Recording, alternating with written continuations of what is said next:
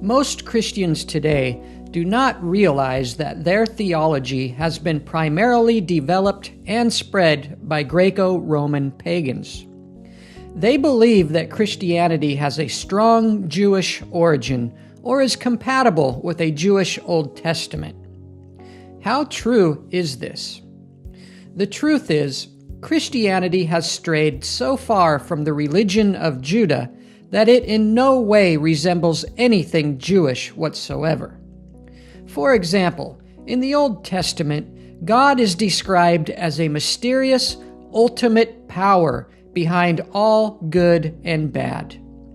Very few Jews have ever denied that their God performs acts of horrifying evil. If you read the Old Testament, it will become abundantly clear that God participates in and performs many terrifying acts of violence and accepts responsibility. In Judaism, God holds ultimate power and commands where evil resides and what it can or cannot do.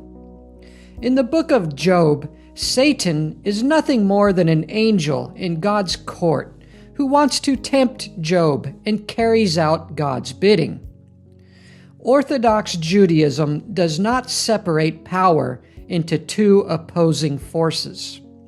A theology of good and evil consisting of two opposing powers primarily originates from the Greek philosopher Plato in 330 BC and is commonly referred to as dualism.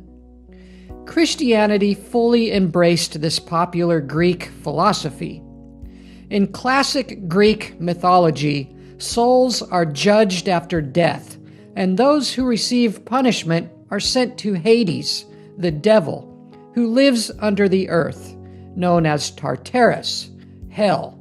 The New Testament author of Ephesians confirms this adoption of Greek mythology when he writes, "Now that he ascended," speaking of Jesus before he ascended up into the clouds, "what is it but that he also descended first into the lower parts of the earth?" These concepts not only fail to be recognized by traditional Judaism, but neither does the Old Testament ever concern itself with a Greek Hades or a devil living below the earth, or even life after death. Jewish scriptures are not concerned with the afterlife, but contain only promises and instructions for how Jews are to live their lives here on earth. The Christian adaptation of an afterlife being in either heaven or hell originates primarily in Greek literature and was made widely popular with New Testament scriptures.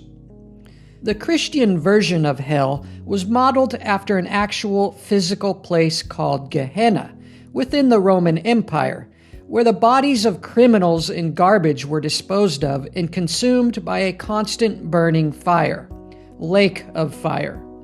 This should be of no surprise, considering that the entire New Testament is composed in Greek and is influenced heavily with Greco-Roman mythologies. Aside from borrowing, Christianity has been very creative and innovative. For example, it is the very first religion to use hell as a way of manipulating people into converting. Hell became an ultimatum put forth by Christians by saying only they are right, everyone else is wrong, and whoever does not accept Jesus will be cast into a lake of fire that burns for eternity. This idea that hell will be a place only for non-believers, rather than really bad people, makes its first historical appearance in the New Testament, and was unique only to Christianity until Islam arrived 600 years later and continued with this sinister ultimatum. It no longer matters how awful somebody has treated others, but only that they have accepted Jesus before a timer runs out. This might seem shocking or absurd to most people today, and many of today's Christians try to soften up on this gruesome portrait of hell. But during a time when Greek theology resonated strongly, it was believable and highly successful. A fear of hell became a compelling component in people's decision to convert. To this day, many Christians claim to believe in Jesus essentially as a kind of insurance plan for their soul. If they are wrong, so be it. But just in case Christianity is true, they will be covered. For Judaism, this concept is radical, ludicrous, and nothing more than another pagan theology. The New Testament also introduces us to a new book of life that lists all of those who are going to heaven, and whoever is not listed will be doomed to the fires of hell. And whosoever was not found written in the book of life was cast into the lake of fire. Hell was clearly a successful ultimatum for Christians by demanding a fear-based loyalty and having a strong Greek influence. The fires of hell and the extreme torture associated with it were a motivating selling point within first-century societies. Ironically, part of Christianity's success is that it did try to keep itself unified with Judaism, which had a long-standing respect and lure among the pagans. Nobody wanted to convert to Judaism because the laws and rituals were too strict. For example, men would need to keep the Sabbath day holy, change their diet, and cut off their foreskins. Christianity became an easy conversion. People were now being swept up by a Greek-feeling Christianity combined with a Jewish backdrop. Christianity took off and became very popular among Greeks and Romans, but never amongst traditional Jewish populations. There are very clear distinctions between the way God is described in the Old Testament compared to that of the New Testament. Debates on whether or not Christians and Jews worship the same God have been occurring since the birth of Christianity. Many philosophers throughout history have explained how these two testaments, the Old and the New, are incompatible with each other. For example, God in the Old Testament, after the Exodus, commands the people of Israel to go into the Promised Land and take it for themselves. God instructs his people to invade and murder every man, woman, and child with no mercy, even for infants. Pregnant women have their stomachs sliced open and infants are dashed to pieces. Can this really be the same God as Jesus, who commands us to love our enemy? Or if somebody strikes you on the right cheek, turn to him the other also? Or pray for those who persecute you. Jesus teaches us about a God filled with love, mercy, and forgiveness. The God that we find in the Old Testament is often the exact opposite. Early Christians struggled with these conflicts, and many Christians today still question how it makes any sense. One of our very earliest forms of Christianity, known as Marcionism, understood this contradiction and taught that Jesus was a Savior, but rejected altogether the Old Testament and the God of Israel. Most Christians do not know that the initial birth of Christianity exploded into a wide variety of beliefs and practices. The majority of believers today are under the impression that, in the beginning, there was only one pure orthodoxy, clear and understandable. The truth is, it wasn't until the 3rd century, when Rome adopted Christianity, that a unified creed was finally and successfully established. Michael White, professor of religious studies at the University of Texas, wrote, "Christianity often implies that it originates from just one form of religiosity, when in fact the opposite is true." The first Christian churches struggled with these varieties of views and practices. Within the New Testament itself, we can catch a glimpse of this inner turmoil. The Apostle Paul, a henchman for spreading Christianity, clearly had conflict with other groups. In the book of Acts, we discover a strong disagreement between Paul and Barnabas, resulting in their going separate ways. And the contention was so sharp between them that they departed asunder one from the other. Within the epistles, Paul is often defending himself from other teachers. For such people are false apostles, deceitful workers, disguising themselves as apostles of Christ. Even in the later book of Revelation, we discover these rivals. But you have this in your favor: you hate the practices of the Nicolaitans, which I also hate. Competition between various Christian groups concerning who is right and who is wrong is firmly grounded in historical records and gripped the entire Roman Empire throughout the 1st, 2nd, and 3rd centuries. I will briefly identify a few of these more popular groups. The Adamites. The Adamites wore no clothing during their religious services. Both Saint Epiphanius and Augustine of Hippo described these practices. Adamites referred to their church as paradise and believed all members were reestablished into Adam and Eve's original state of innocence. Coptic Christians. The early Coptics believed that man played an equal role in salvation.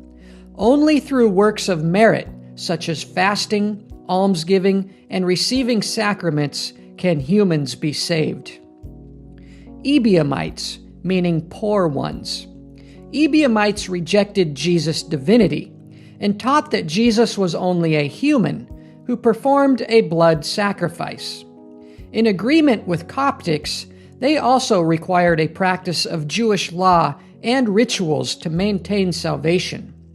These EBOMites placed a very special value on voluntary poverty. Elka cites. Elka cites originate from a Christian man named Alcibiades, who possessed a book, no longer existing, that had been revealed to him by an angel who stood 96 miles high and whose footprints were 2 miles deep. Elka cites believed that baptisms could only occur at certain times in relation to astrological star positions. Daisen. Daisen was a hybrid mix of early Gnosticism and Christianity. The founder, Bar Abraeus, asserts that he was an Orthodox, or a most pure Christian. Daisens believed the sun, moon, and planets were living beings who governed this world, and that man is influenced by constellations. Ophites. Ophites are also a blend of Gnosticism and Christianity. They believed Jesus never existed in flesh, but was an illusion, and that Jesus was the serpent in the Garden of Eden who convinced Eve to eat from the apple of knowledge. Dostism. Dostism also believed that Jesus was never in the flesh, but was a phantom. They taught that Christ was a separate spirit that entered Jesus' body as a dove during his baptism, which empowered him with miracle abilities and ascended to heaven upon his death. Basilidians. Basilidians were founded by Basilides, who claims he learned gospel truth through Glaucus, a disciple of St. Peter. Basilidians is a potent blend of Christianity with Greek philosophy. Basilidians taught that through Jesus, the world can ascend itself to appreciate the way it is, and nothing will desire anything contrary to its nature. Montanism. Montanism was a highly successful version of Christianity that spread wide within the 2nd century. Rival Christian groups considered them to be manic with their frenzied state of prophesying. Its followers claimed that their new revelations were received directly from the Holy Spirit and superseded the authority of Jesus and the Apostle Paul. Arianism. Arianism also became a very popular form of Christianity that had returned to a monotheistic view by teaching that Jesus was created by or secondary to God the Father. Many scholars believe that this Arianistic theology was closer to the teachings of the three synoptics, Matthew, Mark, and Luke, and most likely is what Jesus originally taught. Christianity continued to expand throughout Rome, and the various forms had become so vast that the emperor, Constantine the Great, called together the Council of Nicaea in 325 AD, in an attempt to unite them all under one orthodoxy and establish a one empire-wide creed. This council established the Nicene Creed, which hustled in a profound popularity and acceleration for Christianity throughout Rome. The Nicene Creed is the single theology for Christianity that more or less exists today. In 380 AD, Emperor Theodosius issued decrees that effectively made Orthodox Nicene Christianity the official state church of the Roman Empire. Christianity became a mandated religion, which quickly ignited into a giant money-earning institution, occupying the most luxurious temples and cathedrals throughout Rome. What is interesting to note here, at this point in history, New Testament copies made from the originals began to multiply and spread widely, while the originals suddenly vanished. I have often wondered if the original manuscripts were destroyed, and is why we have only fragments prior to the 3rd century Roman takeover. I find it odd and suspicious that the originals did not hold a sacred or significant value to the Church, unless they had been altered with editing and fabrication. Unfortunately, we may never know the truth. Ironically, in the 15th century, Pope Leo X revealed to the world the nature of the Christian religion by saying, "How well we know what a profitable superstition this fable of Christ has been for us and our predecessors." This state adoption clearly provided the unity and wealth for Christianity to transform into the powerful world religion we see today. So important was Jesus' induction into Roman power that in 525 AD, the Gregorian calendar was redesigned to begin around Jesus' presumed year of birth, which slowly became adopted worldwide around 800 AD. Christianity was no longer considered Jewish, and its Jewish influence had long disappeared. It now belonged to Rome. Christianity has always made a deliberate attempt not to recognize Jewish holidays or traditions. Christians continue to desecrate the fourth of the sacred 10 Commandments, keep the Sabbath day holy, by practicing it on a pagan Sunday. There are some grassroots groups, such as the Restored Church of God, who reject the celebration of Easter because it originates from a pagan spring festival taken over by the Roman Catholic Church. After Constantine decided to Christianize the empire, and with a sleight of hand, Easter became a celebration of the resurrection. Christians also brought in Christmas as a substitute for the pagan Dies Natalis Solis Invicti, which means the birthday of the unconquered sun, a festival celebrating the Roman sun god. Sol Invictus, unconquered sun, had been the official sun god of the Roman Empire. The Photian calendar of AD 354 provides proof to the festival of Natalis Invicti on December 25th. This was expressed in an annotation to a manuscript of work by a 12th century bishop named Jacob bar Salibi. The scribe wrote, "It was a custom of the pagans to celebrate on the same 25th December the birthday of the sun, at which they kindled lights in token of festivity." With little effort and research, it can easily be understood why the greater majority of Jews do not accept Christian theology and never have. It is not because God blinded them or because they are sons of the devil, as the New Testament would have us believe, but because they see clearly how everyone else loves to pervert their God and their scriptures. I gotta hand it to those Jews.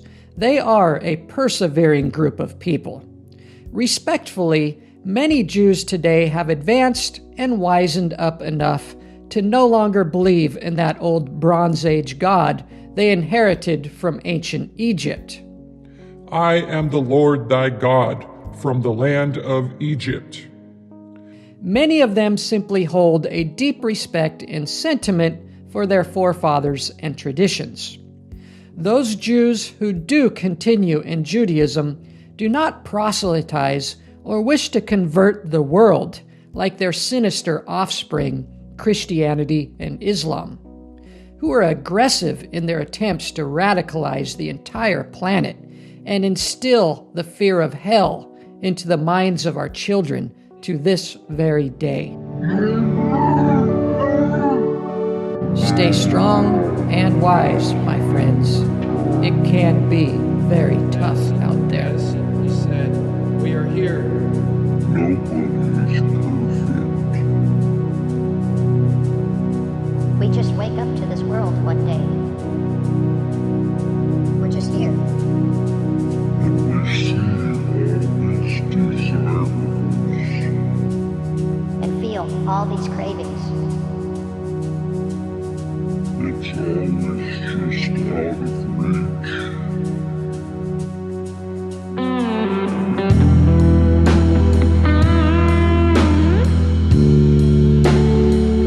So I just watch and let the world spin on its own, as if I am